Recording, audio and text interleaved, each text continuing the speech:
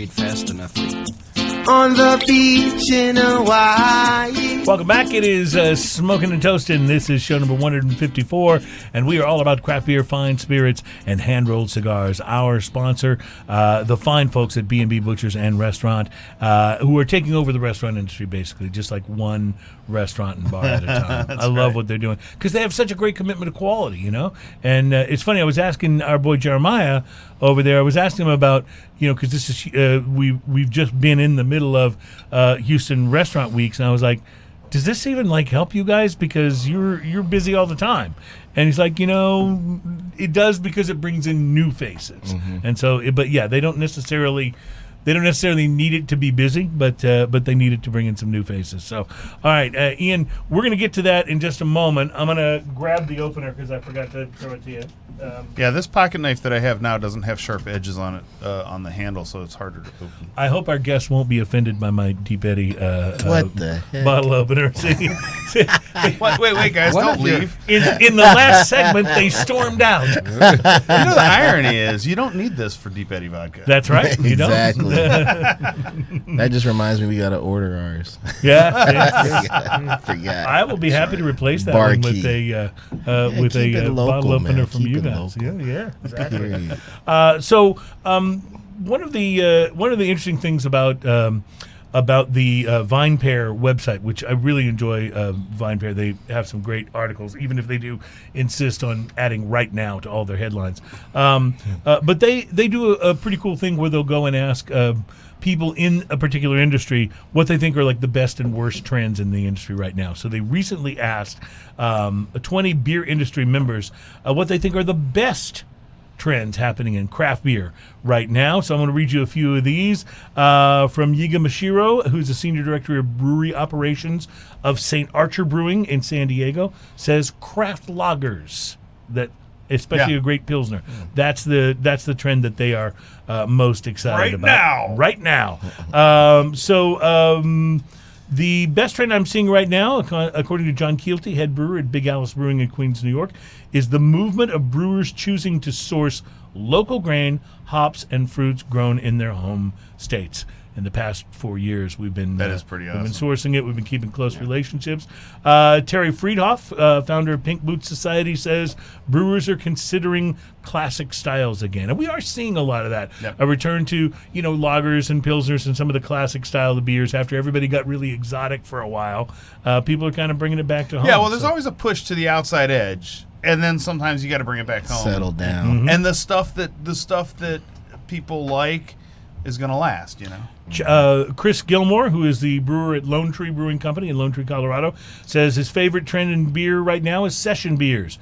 Give me all the low ABV beers with quality and quantity. Hit me with a nice fruited, funky table beer or a super effervescent naked Berliner Weiss. Something that I can enjoy over the course of a 4-hour lunch. I do like the return of the Berliner Weiss. Here's to the 4-hour lunch, too. That's a wonderful idea. Stephen Hale, founding brewer from Schlafly Beer in St. Louis, says lagers, lagers, lagers. We're also, I'm hesitant to call it a trend, Gabe Berry says, who's the education manager of Europe for Brooklyn Brewery in Brooklyn, New York.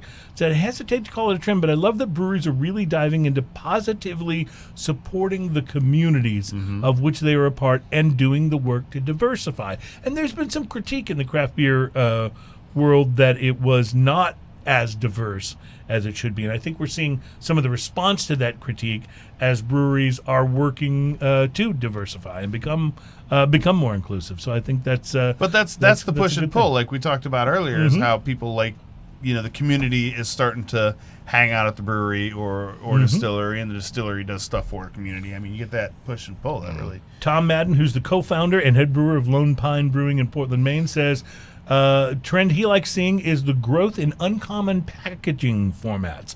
So while 12 and 14-ounce cans continue to accelerate, new options are starting to emerge as a way to differentiate on retail shelves. From 8-ounce stubby cans to the 19.2-ounce stovepipe can, the growth of less common packaging categories will become more and more interesting. A couple of fun ones. 6 Point Brewing has those tall, skinny cans.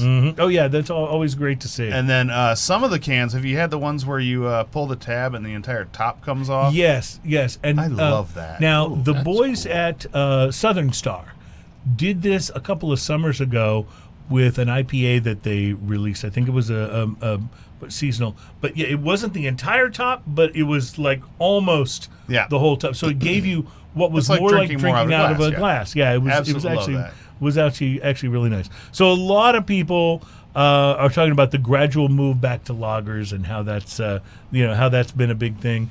And I think the best trend in beer right now is people getting back to drinking classic styles. Matt McCall, head brewer, Coney Island Brewery in Brooklyn, New York. And finally, Guy Bartmus, who's the brewmaster of Garage Brewing Company in Marietta, California, says the best trend in beer right now is competition. As more and more breweries open up in areas there was once limited competition, you'll slowly find the quality of beer in that area increases.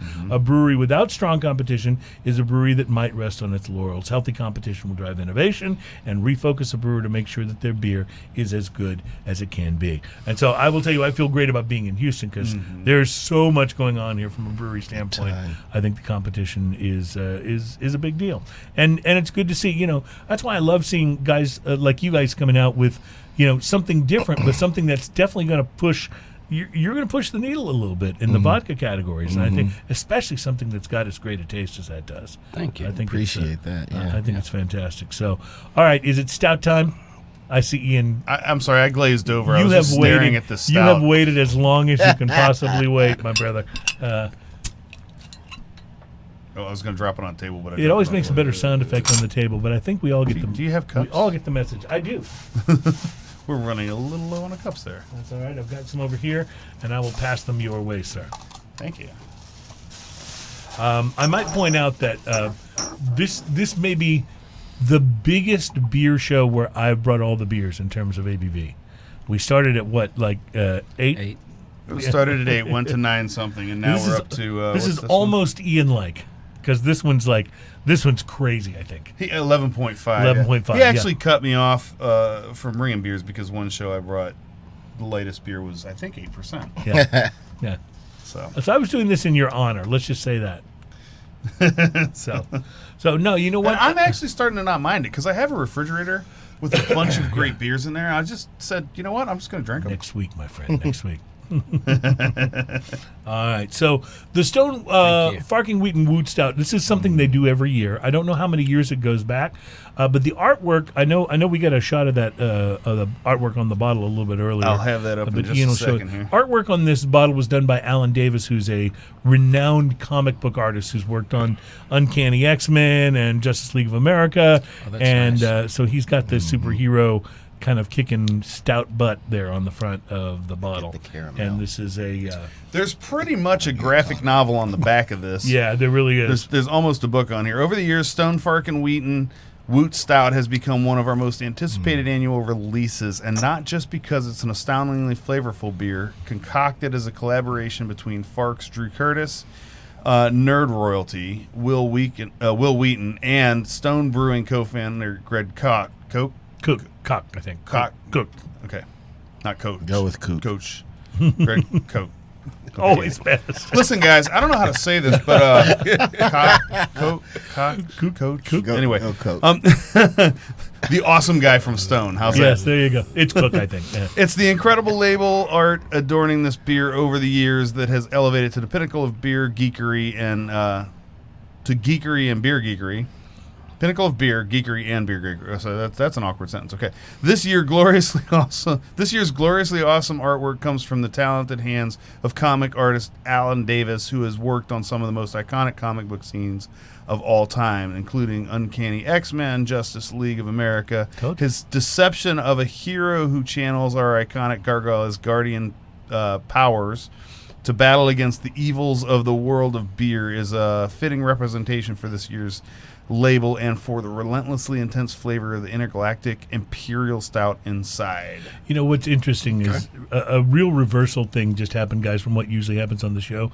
Usually I'm reading the stuff that's on the bottle, and Ian's over there draining his cup of beer. This time I'm sitting here enjoying the Woot Stout while you're reading, and I'm thinking, This is awesome. I noticed you gave me the longest label in the world to ever read. No wonder you do that. I call it research, by the way. Yeah. This is really a wonderful thing. So it's really a wonderful thing. And by the way, Stone products are available, I think, almost everywhere around the country. Certainly here in Texas, you can find these. So. That is velvety, even. It really is. It's velvety. It's coffee rich, and it is. I'm trying to remember. I know we loved the 2018. I'm just trying to remember what our overall take was. A little of that raisininess to it as well. That dark fruit kind of raisin.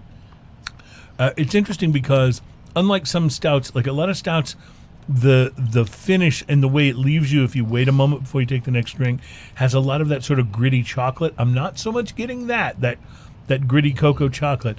It's more the fruit and the coffee. Yeah, that is the lingering taste and feeling. Even a kind of coffee bitterness. You know, when you have a really bitter cup of coffee, and then after you've almost more espresso. Yeah, after you've had it, like you can still taste that coffee bitter flavor. You know, what's interesting about this is that we do a Bloody Mary. We call it the Bloody Mary Jane, and this fall we're actually doing one where it's topped with a stout, and I would love to try it with this because it's really interesting when you top it with the stout.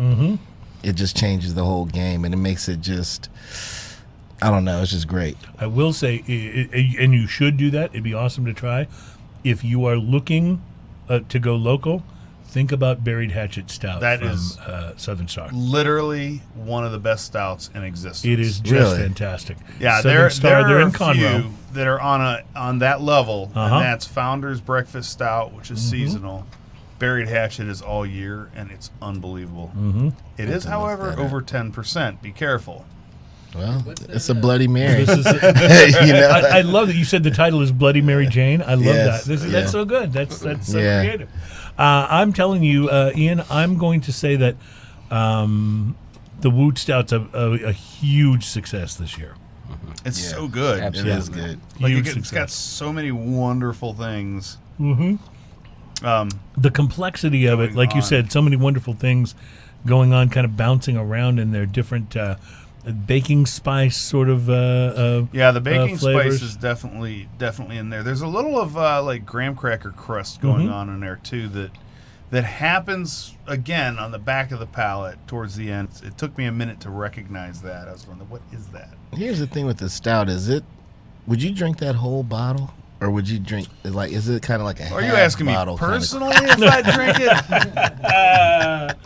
Because the answer is, yeah, there might come a time. Right. However, no, for a bottle like this, when you get a bomber, generally speaking, I have quite a few of these in my refrigerator, different things. I don't usually get into drinking them because that's something I generally want to share. Yeah, it by the way, like a share. I believe this is also available in 12-ounce cans. I will tell you, though, when Brother Thelonious was only available in bombers, I had been known to wreck a bomber from time to time because that's so good. I've got a bomber of the Buffalo Bayou gingerbread stout. Oh, yeah. I've got a bottle of that in my refrigerator now, and I keep looking at it going, oh, that sounds so good, but I really should wait till I have somebody over to crack that baby open. Yeah, is that. Right. Fascinating. It's great, though. Well, I think this is quite good, and it's fun being able to share it with you guys. And Thank you. I just want to get back to what is your vodka, your Highway vodka, which is hemp-based vodka, the first one in Texas. First of all, are there other hemp-based vodkas out there in other places that you guys are aware of? I'm not aware of any. Yeah. No. Okay. All right. I didn't think so. Well, I was going to say you made a big deal, in the positioning about it being from Texas, and I thought, oh, maybe there's a bunch of other ones out there I just haven't heard of them. There's one out of Alaska, but they also make a salmon flavored vodka. If you're interested. Are you kidding? Now look. I'm not kidding. Let me just say, goes well with a bagel.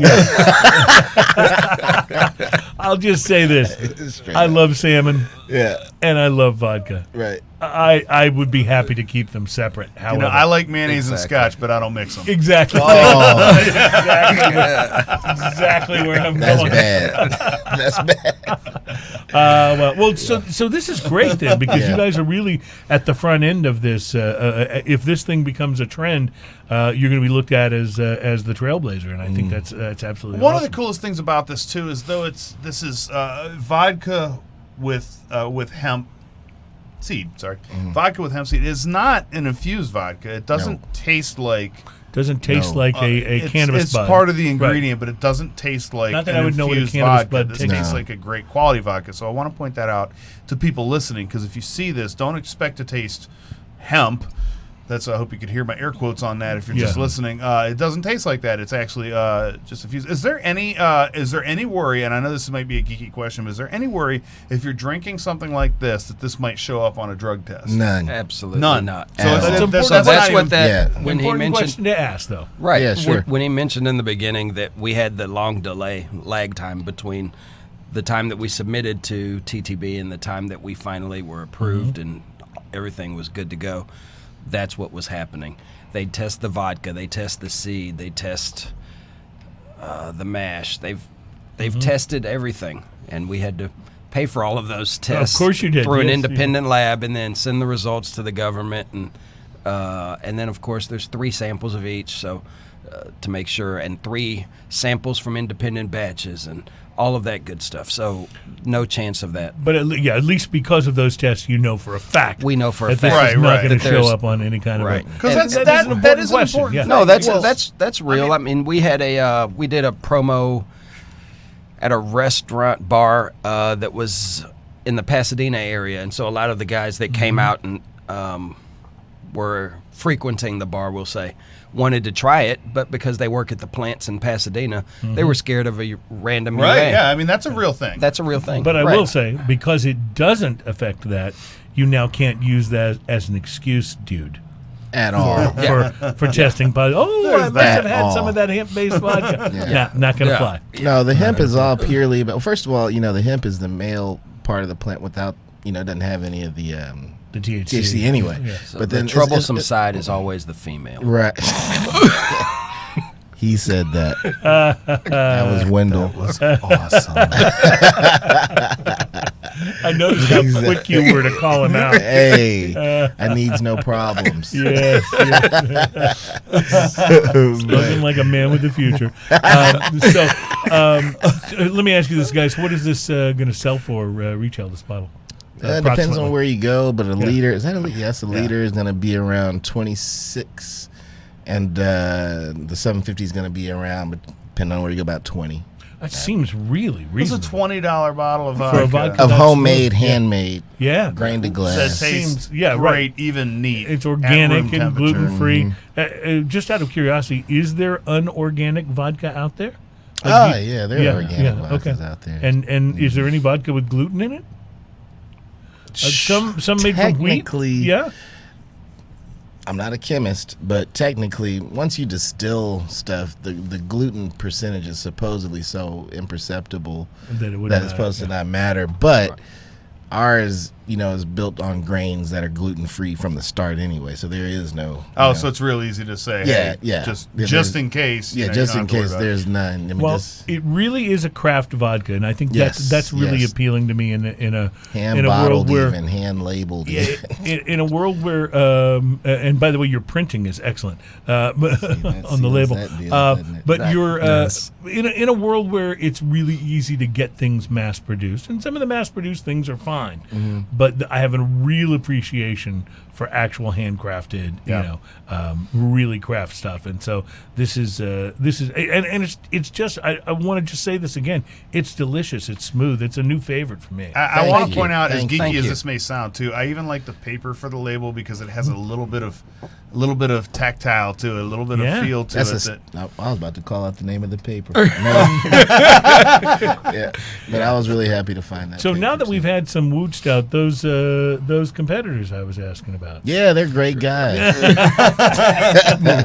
God bless them. Well, guys, I want to thank you for being on the show today. This has been a lot of fun. We love the Yes. vodka, and I will be recommending it to a lot of people because I think it's fantastic, and it's been fun sharing beers with you. And Ian, I'm completely empty. You want to just for a final Yes. toast? I'm a little Then empty, maybe too. pour me a May little as more of that well. vodka there. Can I get that? That'd be terrific. Can I get that? One more time. Yeah. Yeah, very That's nice. not so bad, huh? Very nicely done. No, it's been a real pleasure having you guys on. I'm so glad that you came in, and we will look how light that. sorry. You must have thought that one was for me. All right, you guys, That's you guys like the can split lightest that one. pour I've ever seen you do. Wow. That was funny. That was the one I couldn't see. It was behind the other glass. So, guys, thank you again. Good luck with Thank this. you. Thank you. We want you to let us know when you. I know you're working on your plans for this new place, but if you Yes. get a new distillery and tasting room and all that stuff open, let us know so we can let people know. And we have Yeah. whiskey in the barrel too, by the way. That's a whole nother thing. I love that. And a whole nother show. We'll be looking forward to that. Have a great Thanks, weekend, guys. y'all. Thanks to Adam on the wheels of chill. Cheers. That's so good. Thank you, man. Thank you. Yeah, it really is.